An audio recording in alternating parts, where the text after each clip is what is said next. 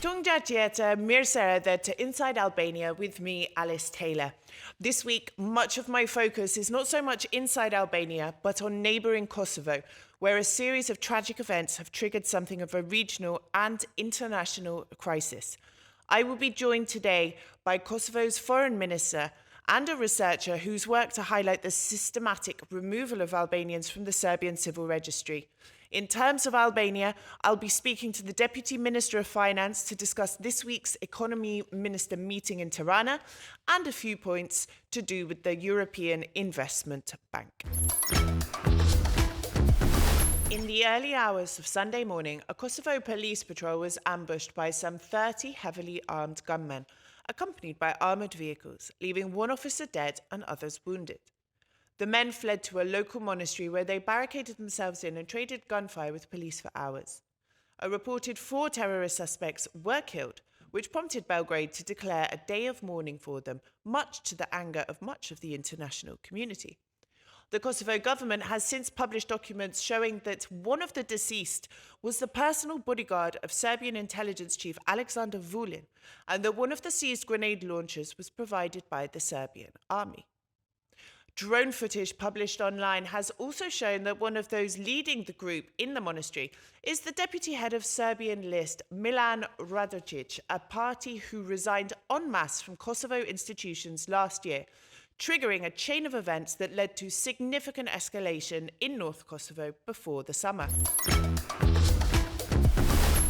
I'm joined in the studio today by Kosovo's Foreign Minister, Donika Gervalla-Schwarz. Good morning, Donika. Thank you so much for joining us today on Inside Albania.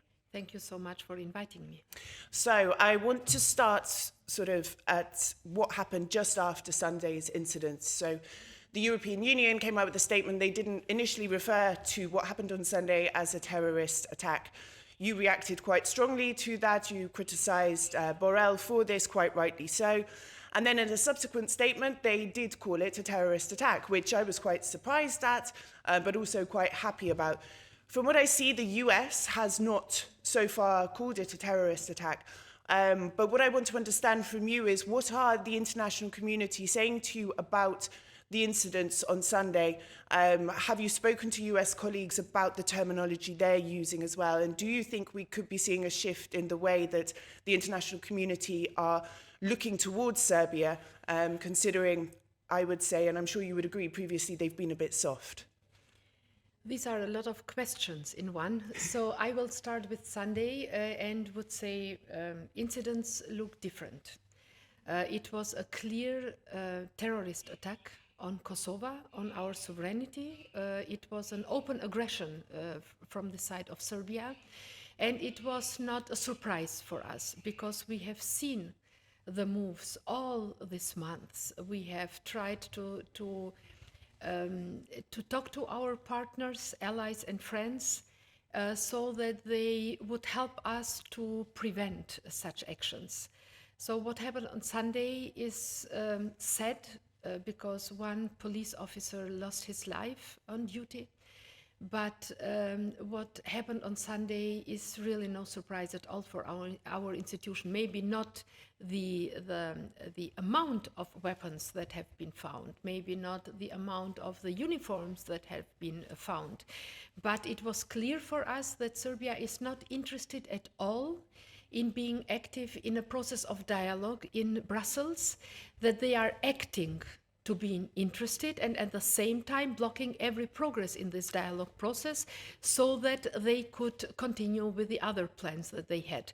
I hope and believe that Sunday has made clear for everybody that this kind of dialogue, this kind of one-sided, putting the pressure all on Kosovo and having so much understanding for the inability of Serbia to be positive on this process will end and should end. We hope, and yes, it's clear, Kosovo is not interested in having war with anyone, not with the neighborhood. So the answer can only be dialogue. But how this dialogue is designed is very crucial for the progress and for the success that we want to achieve. But in terms of the US, who've not yet used, as far as I'm aware, so far the word terrorist when describing the incident, have you had dialogue with them about this, about pushing them to use this term, to call it what it is? Because this is key. The ambassador of the United States to Kosovo has been the very clear voice at the morning of Sunday for telling everybody what is happening in Kosovo. I have seen no doubt in his voice and in his words. So the day before yesterday, there was the second statement of the same ambassador. And again, he has left no space of doubts. You are right, the first statement of Mr. Borrell was really a terrible one. Yes. You cannot ignore the facts and just put out a statement Both that sides, way. etc. And the problem is that it's not the first time that Mr. Borrell is doing that, or his team is doing that for him. So there are no both sides on Sunday.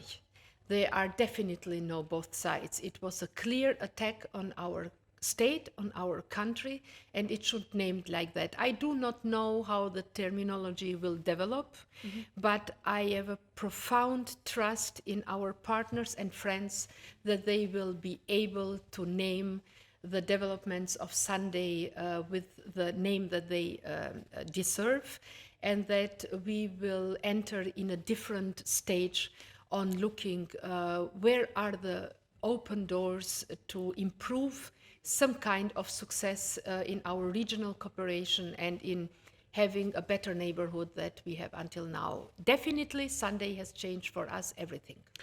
Now, I want to talk a bit about the dialogue and the criticism that's been levied against Miroslav Lajčák and Joseph Borrell in particular, requests, calls for Lajčák in particular to be removed or replaced from his position due to bias, but also, and I believe this is key, whether he's biased or not is irrelevant. If one of the parties involved has lost confidence in a mediator, that should be enough. But having spoken to people in Brussels about this, and they've said, well, you know, Joseph Borrell is going to be replaced, possibly, you know, at the end of his mandate is in the spring, and then his replacement will choose Miroslav's replacement in 2025. So nothing's unlikely to change between now and then. And that makes me very concerned because that gives us, you know, a minimum sort of 8 months, 9 months or so in a system which is essentially frozen and where one of the key parties has lost trust.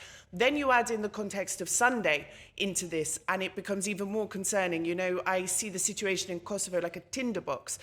What are your thoughts on this? You know, you are pushing as well for Lajčák to be removed or replaced.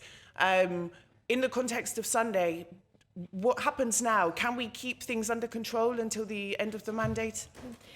The first and most important issue is security. We need to take care about security in our country. You have seen that the police of Kosovo and the institutions of Kosovo have shown Sunday that we are able, capable, and professional in dealing with an attack like it was on Sunday.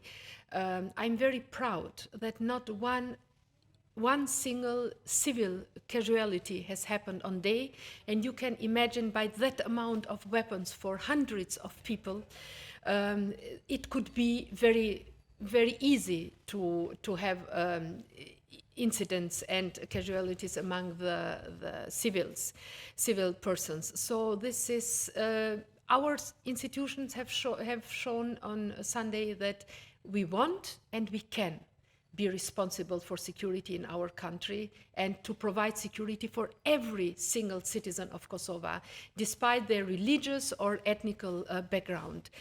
But you cannot, on the one side, say that this dialogue has failed and Sunday was the last proof that the dialogue has failed. And at the same time, to try to continue business as usual. I'm not the person to tell the European Union, Brussels, or the member states of the European Union who are the persons that represent them in this process. But it is not the first time, it has not been the first time last week that Mr. Lajčák has shown not having a strategy or a plan how to lead this dialogue, how to facilitate it. So that I believe that the member states will think about that. And I hope that we will have a process of dialogue that will be able and capable to bring progress. Continuing like in the past has shown really being not, because what can Kosovo do more? We have gotten proposal, French-German proposal, we have accepted that. We had our doubts about the content, but at the end we have said, okay, as a move between now and the mutual recognition, this can be a good way. Serbia has accepted verbally, but not done anything on that. And now it's strange that we are the only side sticking on implementation of that proposal, that agreement, that is really not what we wanted from the start. I still believe that only the mutual recognition, only when Serbia recognizes the reality in the Balkans, only when Serbia recognizes that the borders on the Balkans will not change anymore, only then it will be possible with Serbia to live as neighbors. Because I do not accept to become friends, but there are ways how we can have a life as neighbors without intervening in each other's internal affairs. What Serbia is doing not only with Kosovo, they are doing that with Bosnia and Herzegovina, they are doing that with Montenegro. So it is, if you see the 6 countries in the Western Balkans, 5 of them came out of the former Yugoslavia. And the problem is that even with the countries that Serbia has recognized, they are dealing like with territories who need to be brought back to Serbia again. And this is not a good, this does not promise a good future for our region. We need to do something about that. This brings me on to the next question to do with the Association of Serb Municipalities. Obviously, this has been pushed for very much by the EU. It was agreed in 2013. It was then ruled unconstitutional in that form. It's very much being pushed for. But then when we see what happened on Sunday and the reports that they were essentially trying to seize control of the north of Kosovo, what context does this give now to this association? Because we had Vjosa Osmani saying, we're ready to look at implementing it. It's got to be done in a constitutional way. But how can you now move forward with this after Sunday's events? You see, Kosovo has the most progressive constitution with minority rights that you need to look in other European countries and would not find them. So we are able and we are ready to give our minorities the rights that the Constitution is reserving for them. And there is no doubt on that. But if something like this association that has been agreed 2013, 2015, and which was a clear violation of our Constitution, is the model to achieve those rights for the Serbs in Kosovo, I have my doubts. Because in every discussion with Belgrade, we do not see that they aim to make the life for our citizens in Kosovo who are Serb ethnicity, who have the Serbian background, to make the life better for them. It is always only about strengthening the influence of Belgrade over the institutions in Kosovo and over the citizens of Kosovo and their organizations, their municipalities in Kosovo. So that is not about civil rights, that is not about citizen and minority rights. That is that Belgrade is not ready and able to accept the new reality in the Balkans. We are ready to discuss with our citizens if there is a need on improving their rights on a certain way, then this is something that we need to think about. But 2015 was a clear violation of our constitutions, and you cannot ask a democratically elected government to violate their own constitution. So what we have discussed in Brussels, and what we have discussed with our partners as well, is that if there is a need to have some kind of, if you call that association or whatever, then there are some preconditions that this mechanism needs to fulfill. First of all, that can be nothing more than a coordinating role. And if you see the op-ed of Cholet and Escobar, there is very clear it is a coordinating role of this body, first. The second one is it cannot be a body that violates the constitution of Republic of Kosovo because it is in the territory of the Republic of Kosovo. And the third one is the functionality of the Republic of Kosovo cannot be violated. Because if you look to Republika Srpska in Bosnia and Herzegovina, you will see that it does not violate the constitution, but it makes Bosnia being a non-functional state. And we will not continue repeating the mistakes of the past. So it cannot be a body that violates the sovereignty of Kosovo. And if you look on Sunday, it has shown exactly what Serbia wants to have in Kosovo. It does not want to have something that is coordinating the needs of the Serbian citizens of Kosovo. It is something that can make the Republic of Kosovo implode from inside. And this will not happen.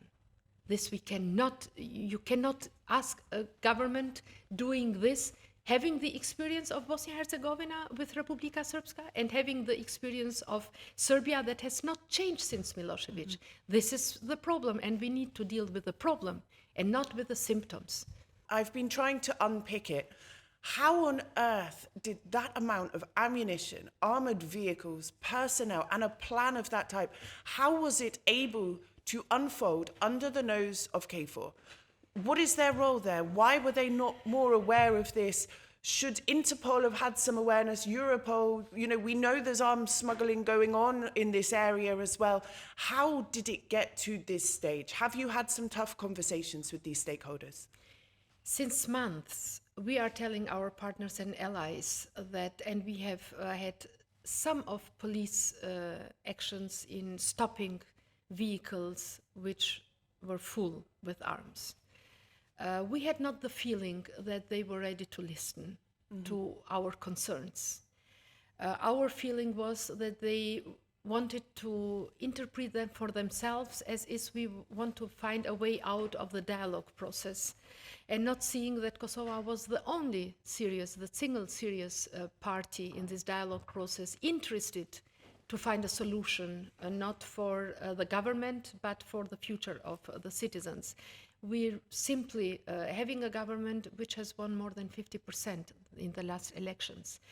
And knowing that how important it is not to leave these issues to the next generation, you know that you have a duty, you have responsibility in solving the problems. But we have not been hurt, to be very honest. I had simply not the feeling that we are taken serious. And just to say one thing, I've heard from sources in Brussels as well, on the condition of anonymity, that they think this as well. Yes, I know. Oh, they're just making a big scene out of it because they want to get out of the association, etc. Yes. So I've heard this as well. Yes, that was my feeling as well.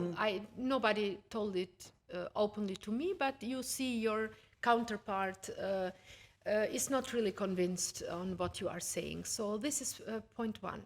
The second thing is that no one believed that the institutions of Kosovo, that the police of Kosovo can address these problems in a proper way. And Sunday has shown that it is the case. We are not afraid. We are prepared. You have seen that on Sunday.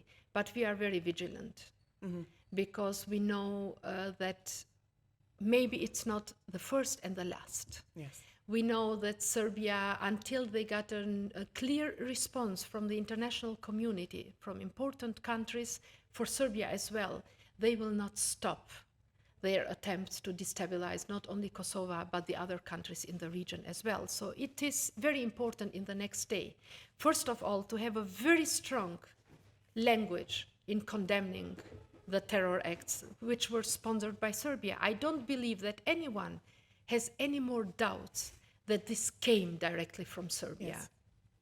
Directly from Serbia. But shouldn't NATO be doing more? They're a peacekeeping force, and they did not keep the peace. I don't believe that the foreign minister of the Republic of Kosovo is the person to discuss and analyze NATO.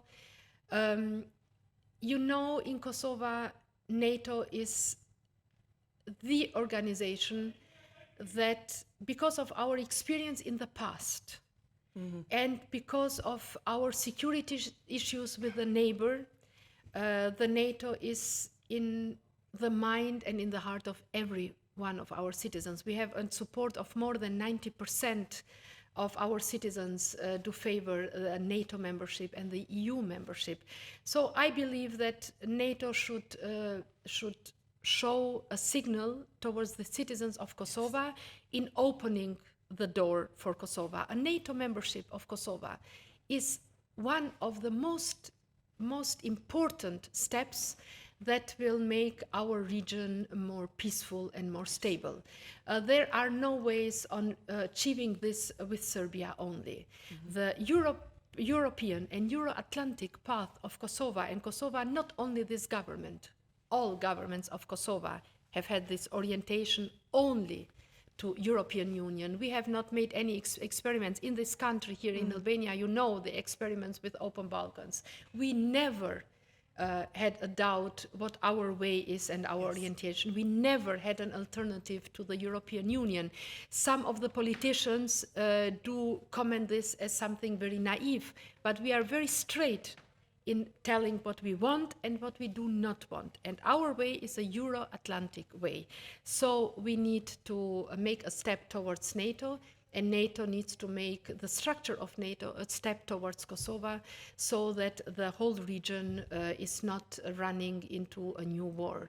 So now that we have seen what can happen and what will happen if we do not react, we expect the European Union to be clear and to take some measures, sanctioning both organizations who are declared as a terrorist organization in Kosovo, and from where most of this terrorists on Sunday came from, is very important doing that. Terrorist organizations should be labeled as that what they are. And it is very important not just to talk and to listen to the nuances, but to take the important steps so that Serbia will not come will not be again in the position believing that they can do an open aggression against a neighbor and not being facing consequences. Because if not Kosovo, look at Bosnia and Herzegovina, you see that Dodik is very active again. So everything is linked to Serbia, and we need to talk about Serbia in this situation and to be very clear. I want to talk a bit about Albanian Prime Minister Edi Rama. In the last yesterday and the day before, has been very, very vocal about what has happened, and he, for the first time, has defied, if you will, the foreign policy stance of the EU vis-à-vis the dialogue, which was quite a bold statement because, you know, in the past he sort of hovered between the two in many ways. This is very interesting that it's come from him at this point.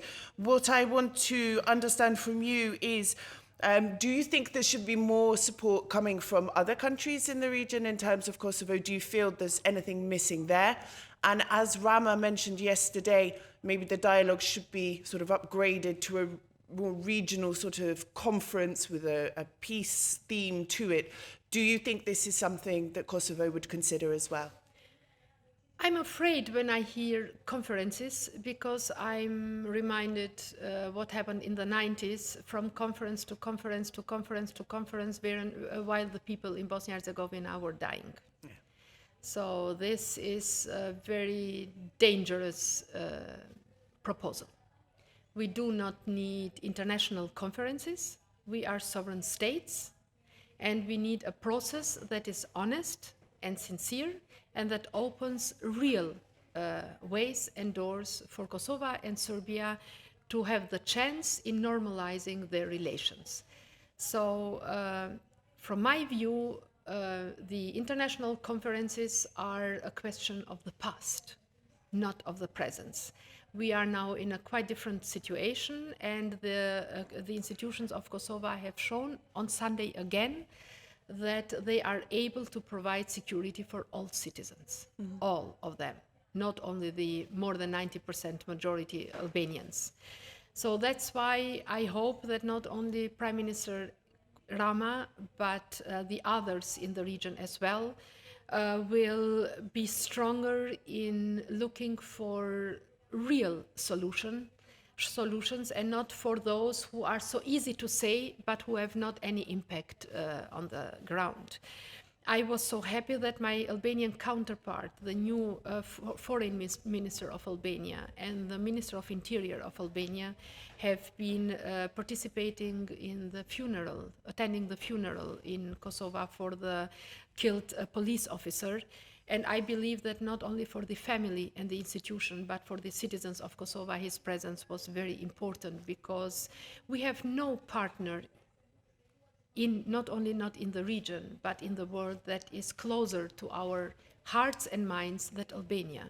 And the cooperation in the region, yes, but we have mechanisms for the cooperation in the region. We have the process of common regional market. We have different processes where we have tried all these years to let aside the bilateral problems with Serbia, so that while we are solving them in a different process in Brussels, we do not stop the regional cooperation. But even there, Serbia did not use one single opportunity to stop and to block these processes, and Kosovo in these processes.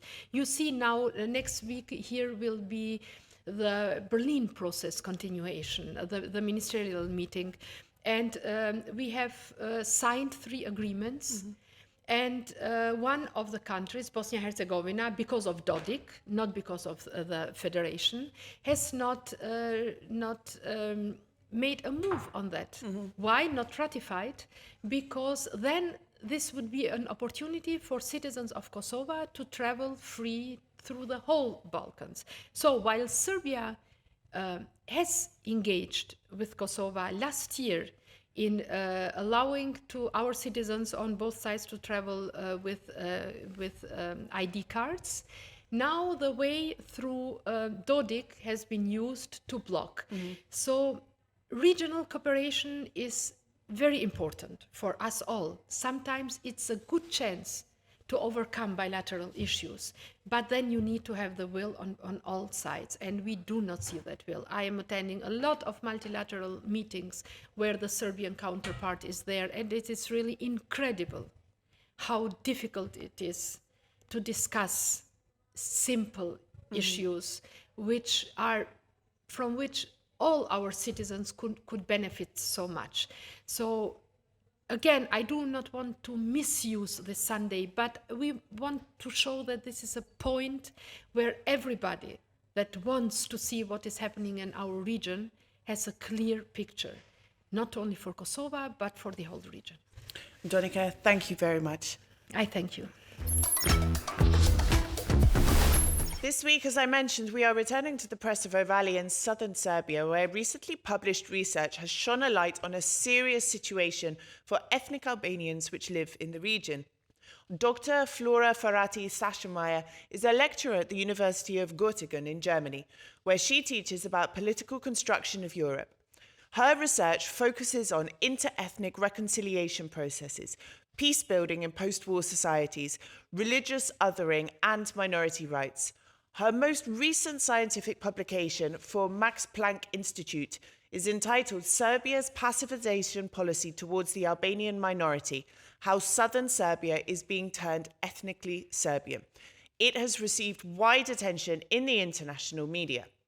Now, in a nutshell, her research found that more than 6,000 ethnic Albanians in the Presevo Valley region of southern Serbia have been illegally and systemically removed from the Sidrul registry by the authorities in what the Helsinki Committee referred to as administrative ethnic cleansing. I'm joined online today by Flora. So my first question is, when you first decided to conduct this body of research, you must have had an idea in your mind of what you might find. You know, you may have had some certain expectations. How does that compare to what you found by the end of conducting the research? So think back, you know, what did you expect at the beginning, and how does that compare to what you found? In the preliminary stage, I would say I let the field speak to me. I just simply got there. I began to talk to civil society groups, to political representatives, to random citizens of all backgrounds. And the more I spoke to them, the more then I went back to read the laws of the Republic of Serbia that regulate such issues like residence. And slowly I began to collect data. I think when I wrote that article, which we published back then in Albania in May 2020, more or less the findings confirmed everything we did. We were not sure who would be the biggest group that is affected from it. Of course, you know, you need to gather the data, you need to sit down to systematically read them. But the end results didn't surprise me, or what I found out. I underestimated how difficult it was to have access to the official documents of the Republic of Serbia. And I am surprised that until today, none of the relevant institutions have actually given an answer to any of the official questions that we sent as researcher, in this case I. And was the number of people who have been subject to passivization, was it greater than you anticipated? The numbers surprised me a little bit in the sense, especially in Medvedja, and it surprised me also how little it was talked about, both within Serbia. Even civil society groups, the most liberal actors, didn't know much about it. There were 2 articles. In Kosovo, there was no debate really about this issue. In Albania, the international community diplomats just had heard as a form of complaint from Albanian political representatives. Now, the EU position is at the moment, and this was reiterated by Viola von Kramon in an interview with me last week, that it's too late to include this issue in Kosovo-Serbia dialogue. However, it could be and should be included in Serbia's membership negotiation process. But when you look at Serbia's accession to the EU, it's stagnant, and there is very little political will to progress. It doesn't align with foreign policy. Even in the public sphere in Serbia, there is very little interest in joining the EU. So when I hear the EU saying, yes, well, we should include it in accession negotiations, it sounds like a bit of an excuse, a cop-out to me. What's your view on the EU's stance with this? And do you think this is just an excuse from the EU not to rock the boat with Serbia?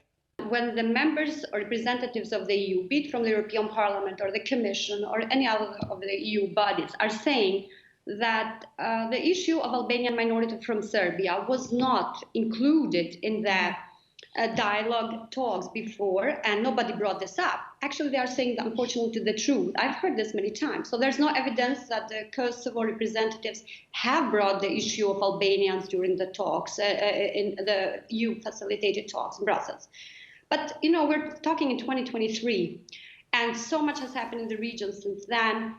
And what we know for now is that there is an ethnic cleansing campaign taking place through administrative means in the Presevo Valley. We've been warning about this since 2020. Both civil society both camps, the civil society groups from the region, we academics have been providing this data. And so there's much more general knowledge today. So knowing what we know and understanding what this means for the daily life of Albanians, there people are taking their own lives, and we have such cases where people with chronically ill disease on wheelchairs are being left without health insurance because in some cases the Serbian authorities, especially the Ministry of Interior, under Vulin, who is under the section, has targeted only these cases to pacifize them, to leave them state ID, so they cannot even go abroad to have, to be treated. We have a humanitarian problem here. I am not aware, and I don't think there is a seriousness, and whoever maintains this, that Serbia will join anytime the EU anytime soon. So I don't see when that date should be. But what does this mean for the average Albanian from Serbia, from Presevo, from Medveđa, from Buenos? What does it mean for them? What kind of answer are we giving to them? They've been arriving in Kosovo as stateless people over the years.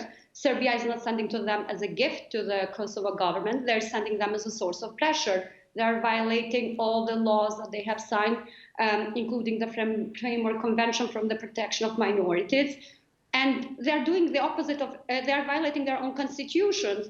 So I understand the helplessness with which it's regime, but this is an excuse. It's not an argument.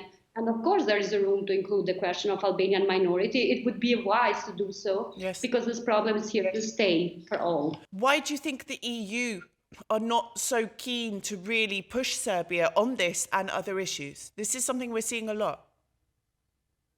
Well, they are not keen to address the issue of the Albanian minority in Serbia, and for the same reasons that they are not willing to address the issue of the destructiveness of Vučić regime and its consequences of its policies and actions that has for the entire region. So this is part of this puzzle.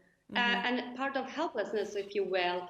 I want to acknowledge and thank especially members of the European Parliament, especially like MEPs like Viola von Kramon and many others who have pushed for that resolution 2021, which is important because it says to Serbia, now it's part of the manual report, it says we recognize what you're doing and what's happening. And whenever Serbia, if they decide to ever join the bloc, they will have to address this issue, of course. We have much more data about this issue, including official documents from the Republic of Serbia, the voters list. We can tell by name, by number, by voting polls, which people they have removed and how this affect them. So we are in a good position to negotiate with this issue. The question is only when, So if this is taken under 10 years, there will be no really Albanians to speak about in Presevo Valley.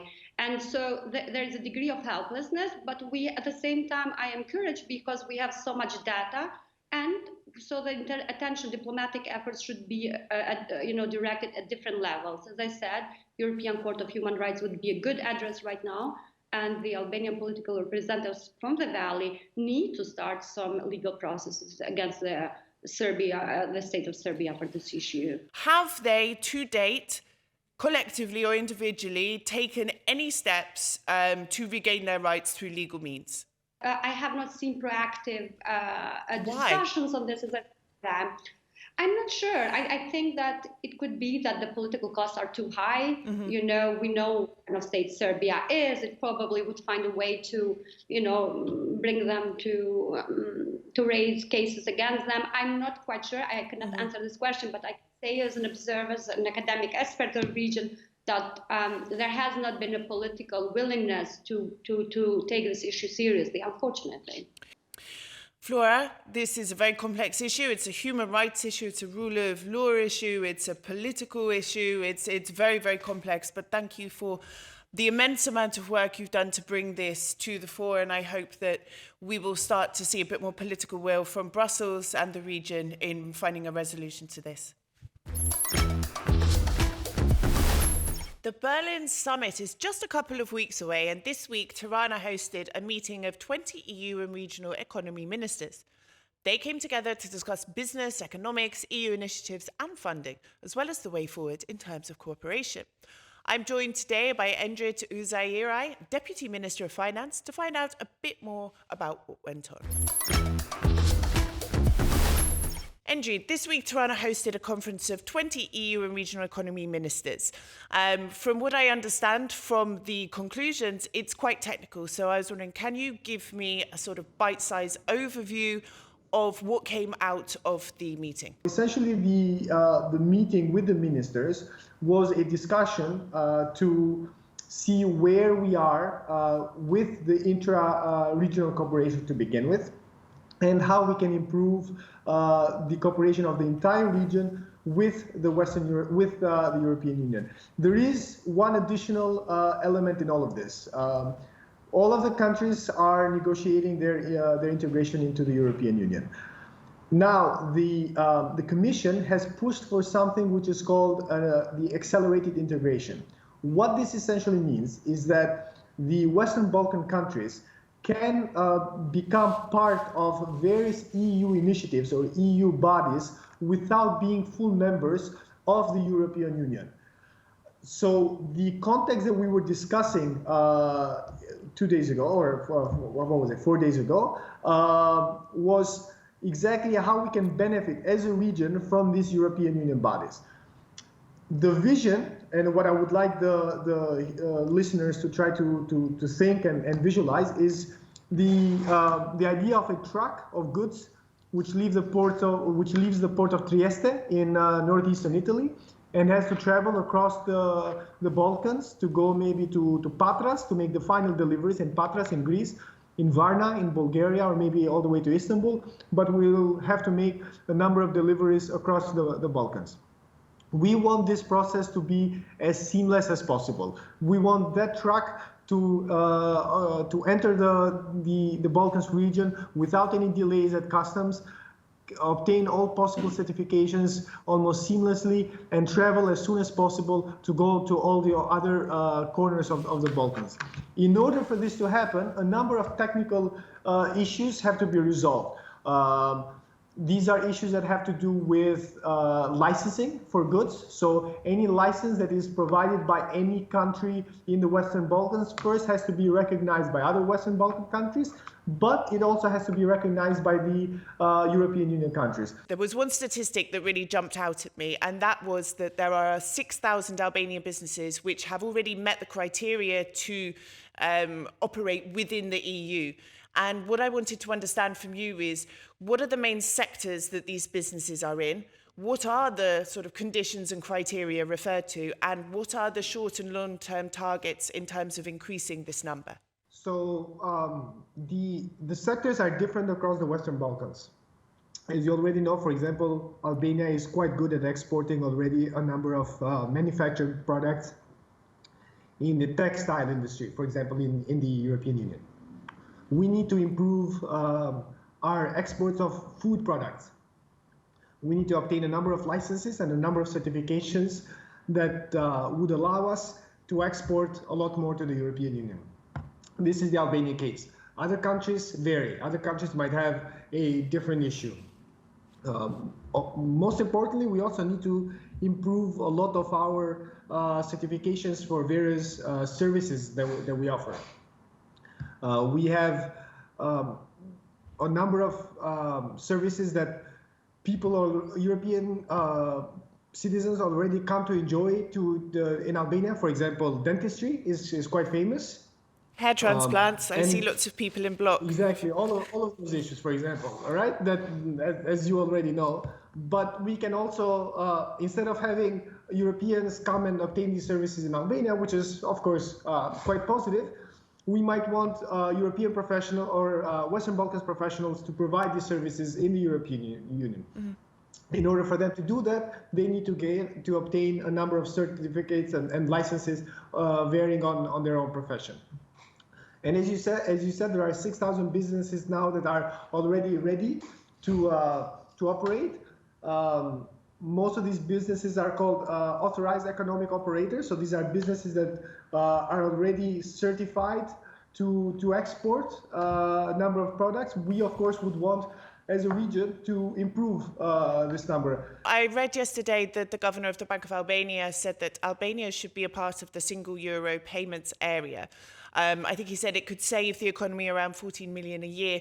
And I also saw that there was something along these lines mentioned within the ministerial meeting.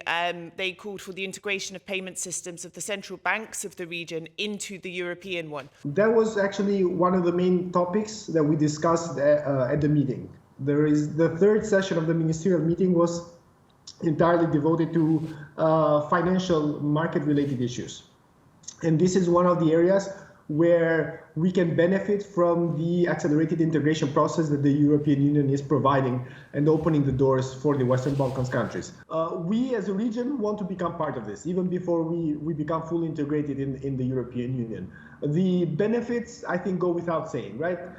People and businesses can transfer money and complete payments immediately all over the single market. And for less money as well, less cost. Exactly. There are two main sort of technical difficulties that we need to overcome in order for the region to become fully compliant. First of all, the central banks of the entire region need to develop this infrastructure. It's something called the TIPS infrastructure. So all of the central banks have to develop this infrastructure to begin with. They have to connect it to each other, first of all. So they have to create a instantaneous payment area within the Western Balkans in order to show that the systems are fully operational. And then once we have done that, we can also join as a region the single European payment area. We hope to be able to complete this process in the next couple of years, even before joining the European Union. That was going to be my next question. It's underway, but it's on the agenda, but you're sort of relying on other people in the region as well. The other question I wanted to ask you is, we're talking about trade and facilitating more fluid cross-border trade, etc. So who does Albania see as its most important trading partners in the region? And then on the flip side, which, in your view, require more work to realize their full potential? For us, it's of course important to improve all of the trade relations that we have with the Western Balkan countries, but we of course have a number of important European Union countries that we need to not only keep the trade relations that we have, but we need to improve them. Italy, of course, being first and foremost. Germany, which is the main sponsor of the Berlin process. We have had an increasingly high interest from French companies who want to come and operate in the region. They came with a very large business delegation. So to us, the idea of the ministerial meeting is not only to improve trade relations within the Western Balkans, where we already operate a very open trade policy, but how we can obtain all of the possible certifications and licenses in order to access the single European market. The true goal of all of this process. Andrew, thank you very much. I don't envy you. You definitely have your work cut out over the next few years, but thank you very much for your time. Thank you very much for the invitation. There is a lot of work to be done, but it's actually beautiful work that I look forward to doing with the entire staff in Albania that is working with it. And I hope we can provide benefits to the Albanian consumers and Albanian businesses as soon as possible. I also spoke with Matteo Rivellini, the head of division at the European Investment Bank, which is the lending arm of the European Commission. Matteo, one of the main messages out of the meeting of economy ministers this week was a need for more funding and investment in the region. This came very strongly from the Prime Minister of Albania, Edi Rama. So what does the EIB envisage in terms of answering this call, particularly in the absence of concrete timelines for EU accession?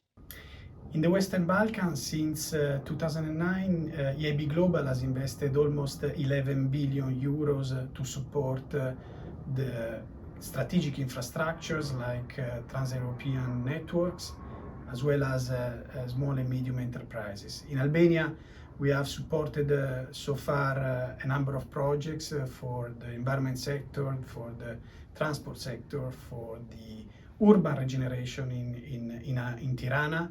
And we plan to support the Corridor 8 from Albania to North Macedonia and the railway network expansion also towards Montenegro. EIB Global has invested so far to accompany Albania in the region in its approximation towards the European Union, and convergence to European Union becomes even more important in the years to come in the context not only of the let's say economic investment plan for Western Balkans, but also in the context of the upcoming new growth plan of the European Union for the Western Balkans. Together with European Commission and our possibility to unlock additional financing through the WBIF, we want to keep supporting the development of this country, and we plan to be ready in the near future to expand our capacity and firepower with new products thanks to the FSD Plus and additional guarantees that will come from the European Commission to unlock additional financing for the benefit of the private sector in particular. That's all for this week, and I promise next week, hopefully, to be focusing a little bit more on Albania. But don't forget, you can tune in to Inside Albania on Euronews Albania, on our YouTube channel, or across all major podcasting platforms every Saturday at 5 o'clock. Miropavshim.